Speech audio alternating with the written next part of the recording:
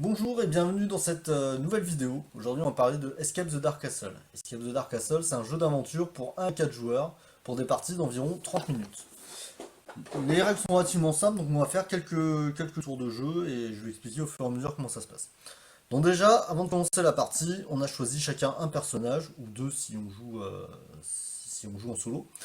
Nos personnages, ils ont chacun un dé qui est spécifique et des petites compétences que sont la force, la ruse et la sagesse. On a préparé un deck avec une carte de départ, 15 cartes d'aventure et une carte de boss qu'on a choisie au hasard. Sachant que dans la boîte, il y a 45 cartes d'aventure et 5 cartes de boss, donc on peut vraiment faire tout un tas de parties avec des configurations différentes. Donc voilà, donc on va démarrer. Donc je retourne à la première carte. Donc à chaque fois, sur nos cartes, on va avoir une illustration, un texte d'ambiance et des actions à faire. Donc, après des années de captivité dans les profondeurs du Dark Castle, vous parvenez enfin à vous échapper de votre cachot. Dans une petite pièce en pierre juste à côté des geôles se trouve un coffre en bois. Le verrou est ouvert. Piochez immédiatement une carte objet par personnage. Eh bien, nous piochons deux cartes objets puisque nous avons deux personnages. Les cartes objets, on va pouvoir les répartir entre les personnages, chaque personnage pouvant avoir maximum deux cartes objets sur lui. Donc on va avoir un bouclier pourri. Lorsque vous perdez des points de vie, perdez-en un en moins. Donc ça, on va le donner à Cook, allez, au hasard. Et une potion de chance liquide. Défoncez pour relancer le dé de votre personnage. N'appliquez que le second résultat. On va le donner à Tanner. Hop. Vous entendez des pas approcher. Il ne faut pas vous attarder ici. Vous vous faufilez vers la sortie et disparaissez dans les ténèbres. Retournez maintenant la première carte de chapitre. Donc quand on retourne une carte, il faut dire quel est le personnage qui ouvre la porte, qui passe devant. Potentiellement, il peut y avoir des effets qui s'appliqueront à lui. Donc là, on va dire que c'est Cook, parce qu'elle a un bouclier, donc autant qu'elle passe devant. Donc nous avons, hop là, cette illustration, un soldat avec des flèches dans le corps.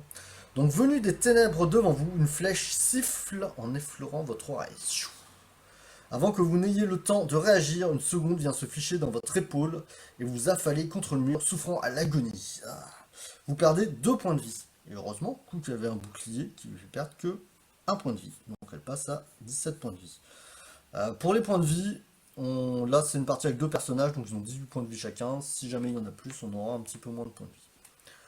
Rampant précautionneusement le long du passage, vous trouvez le cadavre criblé de flèches d'un homme. Il n'y a aucun signe de présence d'attaquant. Vous prenez donc le temps de vérifier s'il portait des objets de valeur. Piochez une carte objet. Donc on a perdu un point de vie, mais on va avoir un objet supplémentaire. Alors, nous avons trouvé une relique, les pierres de duplication.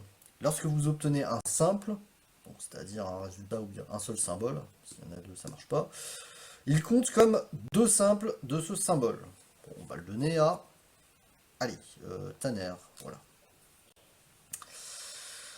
Donc, on passe à la suite, et je vais dire que c'est toujours Cook qui part devant.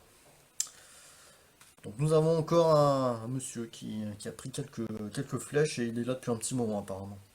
Un squelette est étendu dans l'un des coins de cette pièce sombre. Recouvert d'une épaisse couche de poussière, il tient dans ses mains une carte rongée par le temps.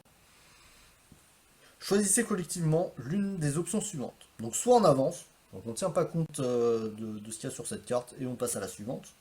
Ça peut être une idée parce que le but du jeu c'est d'aller au bout quand même. Soit on tente de voler la carte. Si on y arrive, il va se passer quelque chose. Si on n'y arrive pas, il va se passer autre chose. Et ben moi, je vais tenter de voler la carte. Choisissez un joueur qui devra tenter d'obtenir 2 résultats de sagesse en 3D. Et ben on va dire que ça va être Tanner. Pourquoi Tanner? Parce que en sagesse, c'est elle qui a la plus haute compétence. Et en plus, elle a ceci qui permet d'avoir plus de symboles. Et en plus, on pourra relancer si jamais on n'y arrive pas. Donc on va faire ça. Donc il faut 2 résultats de sagesse en 3D. Donc 1, et avec ceci, ça compte pour 2. Donc premier jet, c'est pas mal, on est à 2.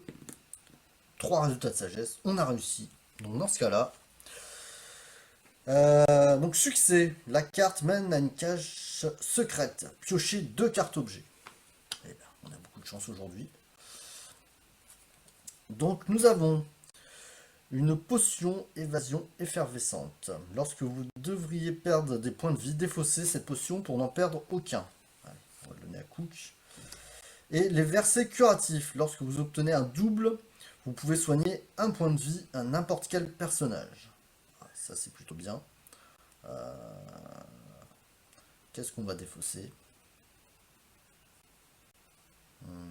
Allez, on va défausser la chance liquide. Tant pis. Allez, on passe à la suite. Il est joli ce monsieur. Ici, un homme est assis à une table, un linceul recouvrant sa tête. Alors que vous le contournez discrètement, il chancelle vers l'avant et vous attire à lui dans un grognement, révélant par la même occasion son visage balafré et ses malveillantes intentions. Choisissez l'une des options suivantes. Donc, soit on tente de fuir, soit on commence le combat. Donc, pour fuir, vous luttez pour lui échapper et vous enfuir, mais ne vous en sortez pas avant d'avoir abandonné 3 points de vie au moins du putrid capitaine. Ou combattre, commencer le combat. Et ben on va faire un combat, comme ça on va voir comment ça marche. Alors, pour un combat, on voit ici qu'on a un petit point et une petit symbole sagesse, donc force et sagesse.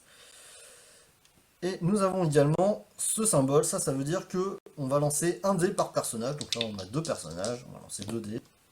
Et nous allons ajouter ces symboles. Durant le combat, nos personnages vont chacun lancer leur dé. Hop. Et on va retirer les symboles correspondants. Tac, tac. Vu qu'il reste des dés sur notre ennemi, il va nous faire perdre 2 points de vie, puisque c'est indiqué 2 ici, à chacun des joueurs qui a participé au combat. Donc Tanner va perdre 2 points de vie, donc elle va passer à 16. Alors Cook, elle a son bouclier qui fait perdre un point de vie en moins, mais là, ce qui nous intéresse, c'est le symbole qu'il y a sur le dé. Donc le bouclier ici, ça veut dire elle perd aucun point de vie, donc elle reste à 17 points de vie. On va faire un nouveau round. Donc là, on peut imaginer qu'un des personnages a envie de se reposer parce qu'il a perdu un peu trop de points de vie. Donc on va dire que Tanner se repose pour regagner un point de vie. Donc elle ne va pas participer au combat et que Cook va être toute seule. Pas de chance, on perd encore, donc cette fois un point de vie, puisqu'on a le bouclier. Donc 16. Par contre, Tanner a regagné un point de vie. Allez, les 2 personnages participent au combat. Voilà, on l'a détruit. Maintenant, une fois qu'on a vaincu l'ennemi, on va piocher chacun une carte objet. On va pouvoir se répartir comme d'habitude. Donc on a un élixir de vision. Donc on défausse cette carte avant n'importe quel round de combat pour modifier le résultat d'un dé de chapitre. Ou un gourdin grossier une fois par tour. Lorsque vous obtenez un résultat force, vous pouvez relancer et choisir quel résultat vous appliquez. Donc on va lancer 2 fois notre dé potentiellement, c'est plutôt pas mal. Donc voilà, on va choisir à quel personnage prend quoi, est-ce qu'on prend, est-ce qu'on ne prend pas, dans la limite de 2 objets par personnage. Donc voilà, on a vu à peu près comment ça marchait. Allez, on va regarder quand même le boss. Alors, le boss qu'on avait aujourd'hui. Alors, vous y êtes enfin. Vous avez atteint l'ultime défi. Un dernier obstacle se dresse entre vous et la liberté. Retournez la carte. Seule la douleur me rend plus fort. À la fin de chaque round, si la terreur d'outre-tombe n'a pas été vaincue, elle gagne en puissance. Jetez un dé de chapitre supplémentaire et ajoutez-le à ceux restants. Bon, on va avoir 1, 2, 3, 4, 5 dés. Non, 6 dés. Et si jamais on n'a pas réussi à le battre, et ben on en aura un supplémentaire à la fin du round. Donc ça peut monter vite. Et c'est une bestiole qui a l'air assez costaud à battre. Donc voilà, vous savez à peu près tout sur le jeu. J'espère que ça vous a plu et donc on se retrouve bientôt pour une nouvelle vidéo. Allez, salut!